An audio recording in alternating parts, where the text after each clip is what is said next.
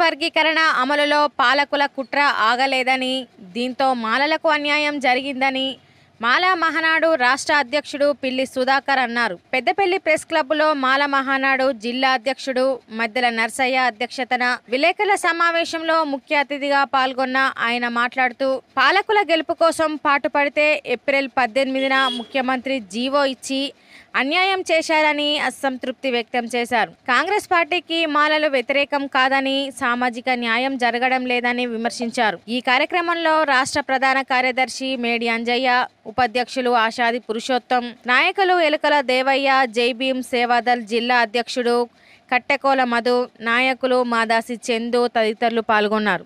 మనకు ఎవరైతే ఓట్లేసి మనం ఓట్లతో పుట్టిన ఎమ్మెల్యేలు ఉన్నారో మంత్రులైన్లో వాళ్ళ ఇంటి ముందు కూర్చోవాలి, పంచాయతీ తెలుసుకోవాలి.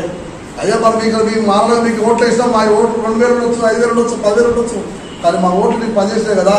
ఈరోజు మా ఓట్లతో మీరు గెలిచిన వాళ్ళు చట్టాల సభలలో వర్గీకరణ చేసిన సరే పోలీలు అనుకుంటే ఈరోజు రోస్టర్ పాయింట్తో జీవో కాపీ తీసుకొస్తే ఆ జీవో కాపీలు ఏకపక్షంగా ఒక వర్గానికి మాత్రమే సపోర్ట్ చేసి మిగతా వర్గాలు మొత్తం నాశనం చేస్తూ ఉంటే మీరేం చేస్తున్నారు అయ్యా అని చెప్పి అడగాల్సిన బాధ్యత ఉందని చెప్పి భావించినాం. కాబట్టి మొన్న పెద్ద ఎత్తున రాష్ట్ర వ్యాప్తంగా ఉన్నటువంటి అన్ని ఎమ్మెల్యే క్యాంపస్ల ముందు ధర్నా చేయండి. ఒకవేళ లోపల ఎమ్మెల్యే ఉంటే వాళ్ళపై ఒక విజ్ఞాపన పత్రం ఇవ్వండి, మన కష్టాన్ని కింది స్థాయిలో కూడా తెలవాలి అని చెప్పి మనం పిలుపునిచ్చినాం. ఇక్కడి నుంచి కూడా మనోళ్ళపై విజ్ఞాపన పత్రం ఇచ్చిళ్ళు, ధర్నా కూడా చేయడం జరిగింది. పూర్తిగా అంటే ఒక 6 రోజుల ముందు పిలిపిస్తే సుమారు 70 చోట్ల పెద్ద ఎత్తున జరిగింది. ఏ రాజకీయ పార్టీ కూడా సాధ్యంగాని పరిస్థితి. ఈరోజు రోస్టర్ మీద మన మాలలు 70 నియోజకవర్గాలలో ఈరోజు ధర్నా చేసినట్టే అది జాతీయ మానవాళుడు గొప్పతనాల విషయం మీకు స్పష్టంగా తెలుస్తున్న మిత్రులారా. ఈరోజు ఈ రోస్టర్ సిస్టమ్ని గౌరవ ముఖ్యమంత్రి గారు దాన్ని మార్చాలి.